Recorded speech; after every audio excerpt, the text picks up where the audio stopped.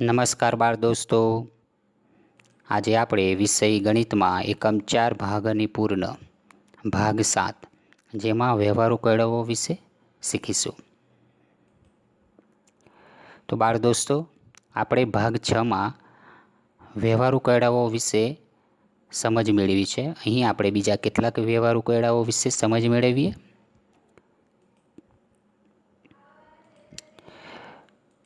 કીર્તિના હાથમાં રહેલ ખરીદીની યાદી જુઓ। તેણે આ બધું ખરીદવા માટે કેટલા રૂપિયા આપવા પડશે? તો અહીં કીર્તિ શાકભાજી ખરીદે છે। એ શાકભાજીની વિગત આપણે અહીં બિલમાં દર્શાવવાની છે।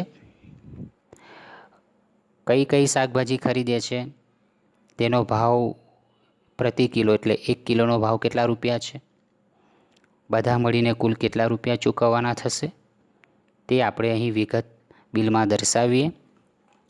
સૌપ્રથમ બટાકા, તો બટાકાનો 1 કિલોનો ભાવ 10 રૂપિયા છે। ગાજરનો 1 કિલોનો ભાવ 18 રૂપિયા છે। દૂધીનો 1 કિલોનો ભાવ 8 રૂપિયા છે। હવે આપણે કીર્તિએ જે ખરીદી કરી છે તે પ્રમાણે ગણતરી કરીએ અને અહીં રકમ દર્શાવીએ। તો સૌપ્રથમ આપણે ગણતરી કરીએ। અહીં બટાકા 2.1 કિગ્રા એટલે કે 2 કિલો અને 1/4 કિગ્રા એટલે કિલોગ્રામનો ચોથો ભાગ। 1 કિલોગ્રામ બરાબર 1000 ગ્રામ થાય, એટલે 1 કિલોગ્રામનો ચોથો ભાગ 250 ગ્રામ થાય। તો અહીં 2 કિલો અને 250 ગ્રામ બટાકાના કેટલા રૂપિયા થાય તે આપણે શોધીએ। 1 કિલો બટાકાનો ભાવ 10 રૂપિયા છે, તો 2.1 કિલો બટાકાનો ભાવ કેટલા રૂપિયા થાય? તો અહીં આપણે 2.1 ને 10 વડે ગુણીએ। સૌપ્રથમ 2 અને 10નો ગુણાકાર કરીશું, તો 10 ગુણ્યા 2 કરતાં આપણને 20 જવાબ મળે છે। હવે 1/4 એટલે કે ચોથો ભાગનો 10 વડે ગુણાકાર કરીએ। અહીં 10ને છેદમાં રહેલી સંખ્યા 4 વડે ભાગીએ, તો અહીં આપણે ભાગાકાર કરી અને સમજ મેળવીએ।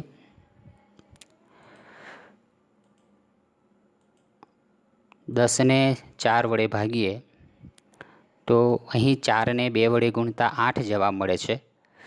4ને 3 વડે ગુણતા 12 જવાબ મળે છે, એટલે કે 10ને 4 વડે નિઃશેષ ભાગી શકાય નહીં।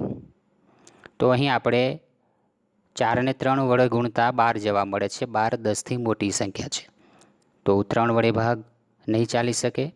તો આપણે 3થી નાની નજીકની સંખ્યા 2 છે, 2 વડે ભાગ ચલાવીએ તો 2 જવાબમાં મૂકીએ એટલે કે ભાગફળમાં, 8 10ની નીચે મૂકીએ, 10માંથી 8 બાદ કરીએ તો અહીં 2 શેષ વધે છે અને જવાબમાં ભાગફળમાં આપણને 2 મળે છે।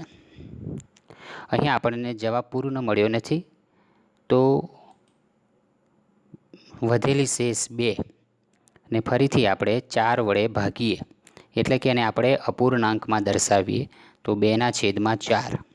અહીં 4માંથી 2 ભાગ આ અડધો ભાગ દર્શાવે છે, તો અહીં આપણે અતિ સંક્ષિપ્ત રૂપ આપીએ અને એની સમજ મેળવીએ।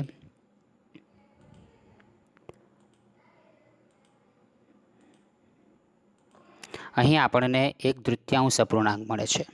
1/3 એટલે અડધો ભાગ, તો અહીં આપણે કિંમત શોધવાની છે। તો રૂપિયાનો અડધો ભાગ કેટલો થશે? 50 પૈસા। તો આપણને 10ને 4 વડે ભાગતા એટલે કે 10ના 4 સરખા ભાગ કરતાં 2 રૂપિયા અને 50 પૈસા મળે। એને આપણે આ રીતે પણ લખી શકીએ। હવે 20 રૂપિયા અને 2 રૂપિયા અને 50 પૈસા એ બેનો આપણે સરવાળો કરીએ તો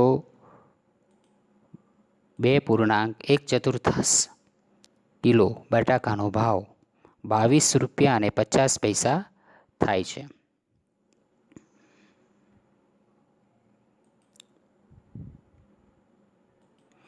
ગાજર 3.3 કિગ્રા. અહીં 3 કિલો અને 3/4 કિગ્રા એટલે કિલોગ્રામનો પોણો ભાગ. હવે 1 કિલોગ્રામ બરાબર 1000 ગ્રામ થાય, તો 1000 ગ્રામનો પોણો ભાગ 750 ગ્રામ થાય. એટલે કે 3 કિલો અને 750 ગ્રામ ગાજરની કિંમત શોધવાની છે. તો 1 કિલો ગાજરનો ભાવ 18 રૂપિયા છે. તો 3.3 કિલો ગાજરનો ભાવ કેટલા રૂપિયા થાય? અહીં આપણે ગણતરી કરીએ તો 3.3 ને 18 વડે ગુણીએ. સૌપ્રથમ આપણે 3 ને 18 વડે ગુણીએ તો 18 ગુણ્યા 3 કરતાં 54 જવાબ મળશે. હવે 3/4 આપણે 18 વડે ગુણીએ તો અહીં છેદમાં રહેલી સંખ્યા 4 વડે 18ને ભાગીએ. અહીં આપણે ભાગાકાર કરીએ. 18ને 4 વડે ભાગીએ. 4નો ઘડિયો આપણે અહીં લખતા જઈએ. 4ને 4 વડે ગુણીએ તો 16 જવાબ મળે અને 4ને 5 વડે ગુણીએ તો 20 જવાબ મળે. એટલે કે અહીં 18ને આપણે 4 વડે નિશેષ ભાગી શકતા નથી. તો 4ને 5 વડે ગુણીએ તો 20 જવાબ મળે છે. 20 18થી મોટી સંખ્યા છે, એટલે કે 5 વડે ભાગ ચાલી શકશે નહીં. તો આપણે 5થી નજીકની સંખ્યા, નાની નજીકની સંખ્યા 4 છે. તો 4 વડે ભાગ ચલાવીએ. 4 ભાગફળમાં એટલે કે જવાબમાં મૂકીએ અને 16 18ની નીચે મૂકીએ તો 18માંથી 16 બાદ કરતાં 2 શેષ વધે છે. અહીં પણ આપણને પૂર્ણ જવાબ મળ્યો નથી. ભાગફળમાં 4 જવાબ મળે છે અને અહીં વધેલી શેષ 2, જેને આપણે ફરીથી 4 વડે ભાગીએ એટલે કે એને આપણે અપૂર્ણાંકમાં દર્શાવીએ તો 2/4, એટલે કે 4માંથી 2 ભાગ. આ ભાગ આપણને અડધો દર્શાવે છે, અડધો ભાગ દર્શાવે છે, જેને આપણે અતિ સંક્ષિપ્ત રૂપ આપીએ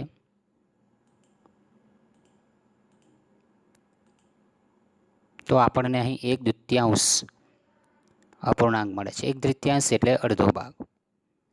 તો આપણે અહીં કિંમત શોધવાની છે, એટલે કે રૂપિયાનો અડધો ભાગ 50 પૈસા થાય. તો 18ને 4 વડે ભાગતા એટલે કે 18 રૂપિયાના 4 સરખા ભાગ કરતાં આપણને 4 રૂપિયા ને 50 પૈસા મળે, જેને આપણે અહીં આ રીતે પણ દર્શાવી શકીએ, 4.50 રૂપિયા. હવે આપણે અહીં છેદમાં રહેલી સંખ્યા 4નો ભાગાકાર કર્યો. હવે અંશમાં રહેલી સંખ્યા 3નો ગુણાકાર આપણને 4 રૂપિયા ને 50 પૈસા જવાબ મળ્યો છે તેની જોડે કરીએ. એટલે કે 4.50 ગુણ્યા 3 કરતાં આપણને જવાબ મળશે 13 રૂપિયા ને 50 પૈસા. તો 13 રૂપિયા અને 50 પૈસા એ 18નો પોણો ભાગ છે. હવે આપણે 54 રૂપિયા અને 13 રૂપિયા અને 50 પૈસા એ બેનો સરવાળો કરીએ તો આપણને જવાબ મળે છે 67 રૂપિયા અને 50 પૈસા. તો બાળ દોસ્તો, અહીં 3.3 એટલે કે 3 કિલો અને 750 ગ્રામ ગાજરનો ભાવ 67 રૂપિયા અને 50 પૈસા થાય છે. હવે આપણે દૂધીની કિંમત શોધીશું. દૂધી 1.1 કિલોગ્રામ એટલે કે 1 કિલો અને 500 ગ્રામ. તો 1 કિલો દૂધીનો ભાવ 8 રૂપિયા છે.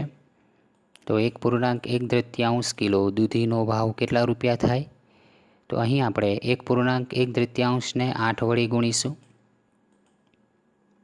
સૌપ્રથમ 1ને 8 વડે ગુણીએ તો 8 ગુણ્યા 1 કરતાં 8 જવાબ મળશે. હવે આપણે 1/3 એટલે કે અડધો ભાગને 8 વડે ગુણીએ. અહીં આપણે 8ને છેદમાં રહેલી સંખ્યા 2 વડે ભાગીએ તો 4 જવાબ મળશે અને 4ને અંશમાં રહેલી સંખ્યા 1 વડે ગુણીએ તો 4 જ જવાબ મળે છે. તો અહીં 8 અને 4નો આપણે સરવાળો કરીએ તો 8 + 4 બરાબર 12 થશે. એટલે કે 1.1 કિલો દૂધીનો ભાવ ₹12 થાય છે। હવે આપણે ત્રણેય શાકભાજીની કિંમત અહીં દર્શાવીએ અને તેનો સરવાળો કરીએ। બટાકાની કિંમત ₹22.50, ગાજરની કિંમત થાય છે ₹67.50, દૂધીની કિંમત થાય છે ₹12। ત્રણેય શાકભાજીનો સરવાળો કરતાં આપણને કુલ જવાબ ₹102 મળે છે। તો અહીં કીર્તિને શાકભાજીના કુલ ₹102 ચૂકવવાના થશે। બાળ દોસ્તો, હવે અહીં આપણે બીજા કેટલાક વ્યવહારુ કોયડાઓનો ઉકેલ મેળવીએ। રહીમની મુસાફરી। રહીમે શાળાએ પહોંચવા 1.1 કિલોમીટર અંતર કાપવું પડે છે। અહીં 1.1 કિલોમીટર એટલે 1 કિલોમીટર અને બીજો 1/4 ભાગ એટલે કિલોમીટરનો ચોથો ભાગ। અહીં 1 કિલોમીટર બરાબર 1000 મીટર થાય, તો 1000 મીટરનો ચોથો ભાગ થાય 250 મીટર। તો રહીમે શાળાએ પહોંચવા 1 કિલોમીટર અને 250 મીટર અંતર કાપવું પડે છે। તેણે શાળા જવા અને ત્યાંથી ઘરે પાછા આવવા માટે કેટલું અંતર કાપવું પડે? તો બાળકો, રહીમ શાળાએ પહોંચવા માટે 1.1 કિલોમીટર અંતર કાપે છે અને શાળાએથી ઘરે પાછા આવવા માટે પણ એટલું જ અંતર કાપવું પડે। તો અહીં આપણે 1.1 વત્તા 1.1 કરીએ તો આપણને અહીં જવાબ મળશે। તો સૌપ્રથમ આપણે 1 અને 1નો સરવાળો કરીએ તો 1 વત્તા 1 બરાબર 2 જવાબ મળશે। હવે 1/4 વત્તા 1/4 કરીએ એટલે કે 2/4 ભાગનો સરવાળો કરીએ। આપણે અગાઉના ધોરણોમાં શીખી ગયા છે કે 2/4 ભાગને ભેગા કરીએ તો અડધો ભાગ થાય। તો અહીં આપણે ગણતરી કરીએ।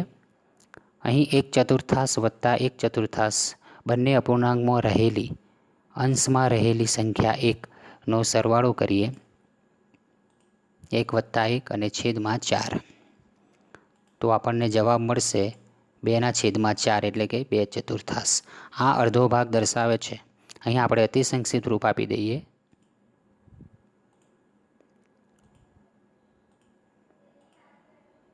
તો આપણને અહીં 1/3 અપૂર્ણાંક મળે છે। 1/3 એટલે અડધો ભાગ। તો અહીં આપણે 2 અને 1/3 એ બેનો સરવાળો કરીએ। 2 વત્તા 1/3, તો જવાબ મળશે 2.1 કિલોમીટર અંતર કાપવું પડે, એટલે કે 2 કિલોમીટર અને 500 મીટર અંતર કાપવું પડે।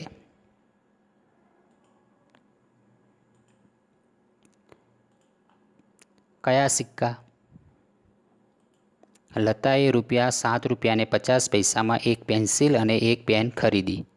તેણે કુલ ₹10 આપ્યા। દુકાનદારે 50 પૈસા અને ₹1ના સિક્કા પાછા આપ્યા। અહીં લતા ₹7.50 એક પેન્સિલ અને એક પેન ખરીદે છે અને ₹10ની નોટ દુકાનદારને આપે છે। તો દુકાનદાર એને કેટલા પૈસા પાછા આપશે તે પહેલાં આપણે શોધીએ। તો ₹10માંથી આપણે ₹7.50 બાદ કરીએ તો ₹2.50 જવાબ મળે છે। તો દુકાનદાર ₹2.50 પાછા આપે છે। હવે લતાને કેટલા સિક્કા પાછા મળ્યા તેની ગણતરી કરીએ। તો અહીં ₹1ના 2 સિક્કા લઈએ તો ₹2 થાય છે, એટલે કે ₹2ના 2 સિક્કા થયા, રૂપિયા અને રૂપિયાના, અને 50 પૈસાનો એક સિક્કો લઈએ તો લતાને ₹1ના 2 સિક્કા અને 50 પૈસાનો એક સિક્કો મળે।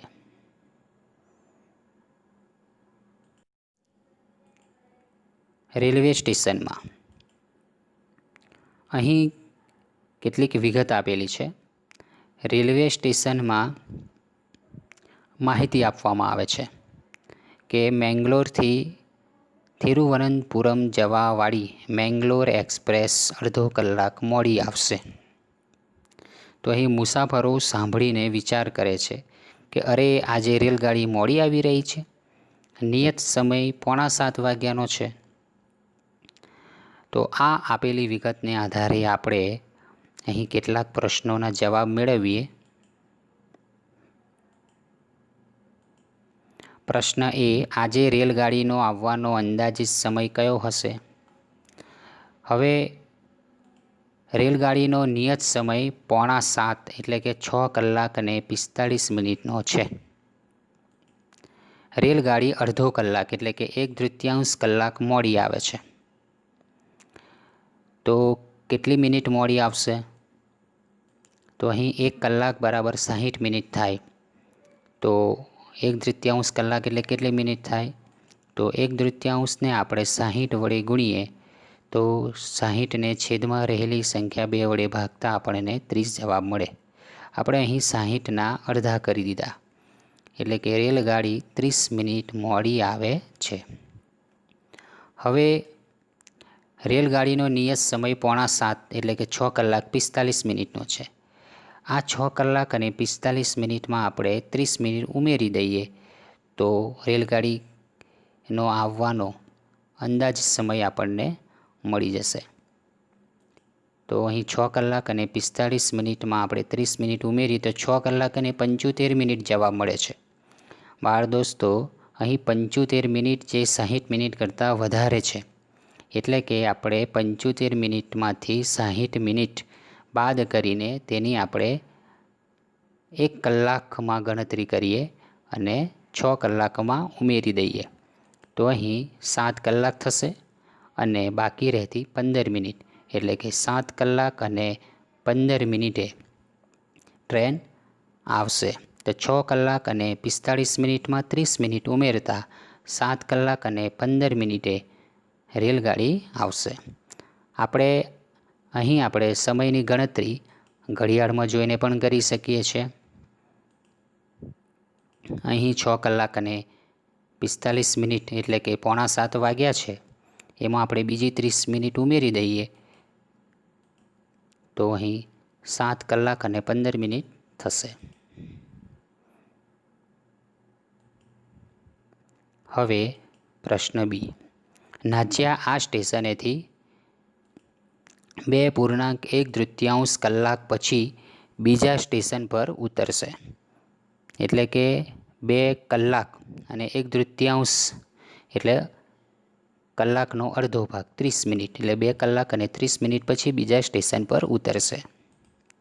તે કેટલા વાગે ઉતરશે? તો 2.1/3 કલાક એટલે 2 કલાક અને 30 મિનિટ। રેલગાડી 7 કલાક અને 15 મિનિટે આવે છે તો અહીં આપણે 7 કલાક અને 15 મિનિટમાં 2 કલાક અને 30 મિનિટ ઉમેરીએ તો આપણને જવાબ મળશે। તો 7 કલાક અને 15 મિનિટ અને 2 કલાક અને 30 મિનિટનો સરવાળો કરતાં 9 કલાક અને 45 મિનિટ મળે છે। તો નાજિયા 9 કલાક અને 45 મિનિટે બીજા સ્ટેશને ઉતરશે। હવે પ્રશ્ન સી, સાજીને આ રેલગાડીથી એર્નાકુલમ પહોંચવા માટે 5 કલાક લાગે છે, તે કેટલા વાગે એર્નાકુલમ પહોંચશે?